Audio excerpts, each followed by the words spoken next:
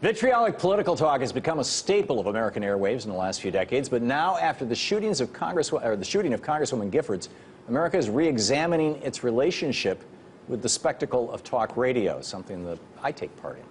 The third most powerful Democrat in the House of Representatives, Congressman Jim Clyburn, said earlier this week, "Free speech is as free speech does. You can't yell fire in a crowded theater, call it free speech, and some of what I hear and is being called free speech is worse than that," end quote.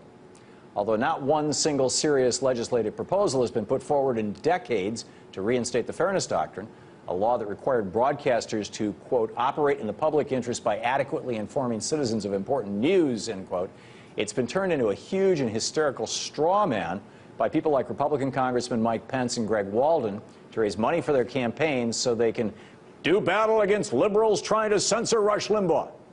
Seriously. No serious politician or broadcaster has ever suggested that. But the monopoly of right-wing views on talk radio does raise some interesting questions. Is it time to use the Sherman Antitrust Act to break up big radio companies like Clear Channel, now owned in part by Mitt Romney's old company, Bain Financial? Or is it even time to bring in something like Pence's fantasy boogeyman, an activist FCC that will require stations to carry some progressive programming if they're mostly programmed with right, or conservative if they're mostly programmed with left-wing talk? With us to debate this is Seton Motley, president of lessgovernment.org, and Mark Sawyer, professor of political science at UCLA. Thank you both. Mark, first to you, the argument in favor of regulating the airwaves more vigorously or bringing in something like a fairness doctrine. Well, first of all, the airwaves are a public domain, and it's important that we maintain our public domains in a way that allows for a range of different views to be expressed, and in particular informs and elevates our political debate such that our public airways contribute to the public interest.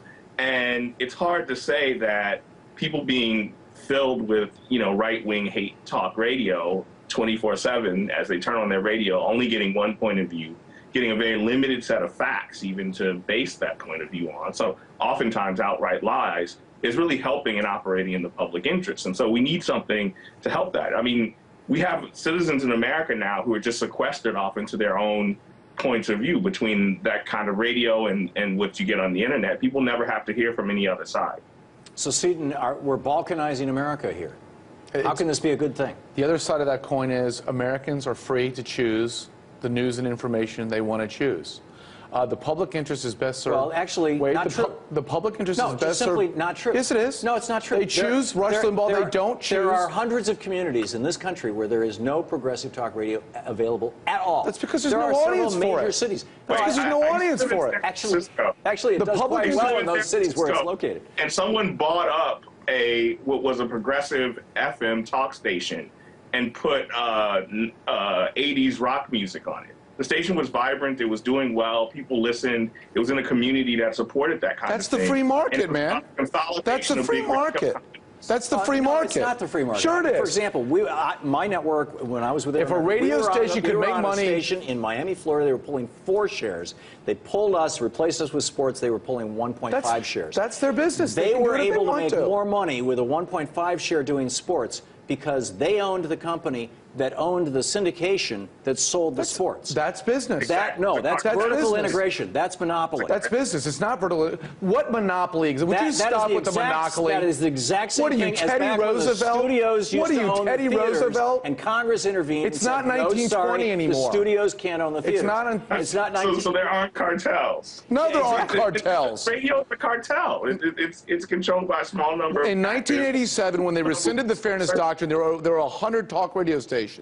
Now there are more than 2,000, and we didn't get to a cartel overnight. It took 20 years of people going, I'd rather listen to this than that. Well, a lot of it had to do with the fact that FM came along and it sounded better, and all the music moved to FM, and so there was this vast empty area. on the AM dial, they could have progressive. They could have Air America stunk on ice, and it went away. Air America as a network was not well run. I'll tell you that. Well, it was also not well staffed. I can also tell you, you're one of the exceptions that proves the rule that you're the only liberal talk host that gets an audience. Equine Ed Schultz doesn't get an audience. Al Franken didn't get an audience. Al Franken actually pulled a pretty good audience. Ed Schultz has a good audience. Stephanie Miller has a good audience. Mike Malloy has a good. There is an A-list in progressive talk radio, just like there is in conservative talk radio. But the numbers. But the fact Who's of the matter the number is one that, conservative talk host? I mean, the liberal talk host. I am. Okay, and what number are you in the overall pantheon of talk radio hosts? 10. Exactly.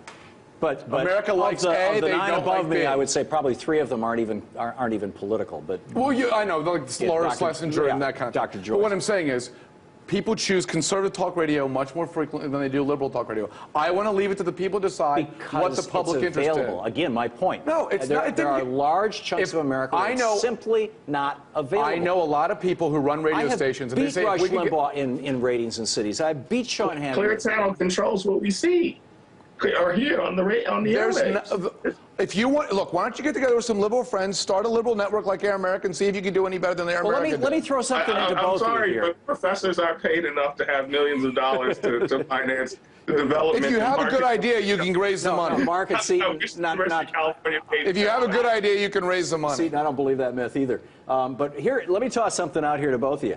What if we just totally defunded NPR? I'd love it. And said, okay, you're on your own, you're a private corporation, yes, go out and sell stock and do your best, and let them be the new liberal talk network. Sure. Or said, but sorry, NPR is liberal. Yes, it is. No, what if we let Bill Moyers, 2 words, Bill Moyers. He's not even on the air. Or what if we said to NPR, sorry, you can't run programs like Talk of the Nation anymore. You can't compete with talk radio. You have to do nothing but news, and we're going to fully fund you by the government. No, but you have to play the role of BBC. I pick A. I don't want the government funding agitprop propaganda. It's very Soviet Union. I don't want the government in the news business. So you think that the BBC if you want to turn the CBC bottle, right. If you want to turn a watchdog into a lapdog, have the government buy the dog food. Well, that's certainly not what has happened. The BBC arguably has brought down a couple of governments. Yeah, conservative ones. Yeah, and NPR is a very neutral.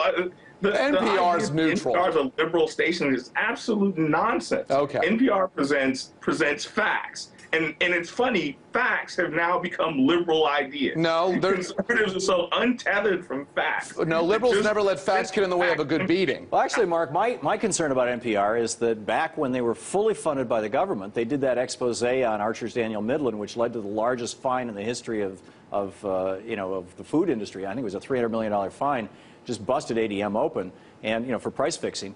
And then Reagan cut the funding for NPR. And when that funding got cut, they started having to go hat in hand to corporations, and they don't do that kind of investigative reporting anymore.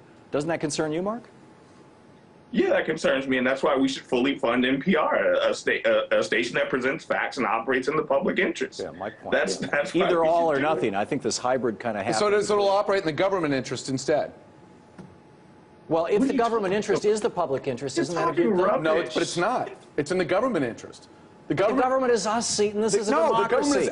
George Washington, Thomas Jefferson, Ben Franklin. Barack it's about Obama's us. government is operating in direct opposition to the public interest again and again and again. Health care, 9 months, didn't want it, he did it anyway. 80% of Americans want America to have a national health care system. No, they don't. That's a fraudulent poll. Okay. And kids who don't have coverage because they have diabetes, it's against their interest, right, to have this health care bill. Yeah. Buy a policy that covers it. Guys, it's a free market. We have to wrap it up here. But Mark Sawyer, excellent points. Seton Motley. Excellent points. Okay, thanks a lot. Good to see you, coming man. up. Thanks. Mark, thanks a lot for joining us. Okay.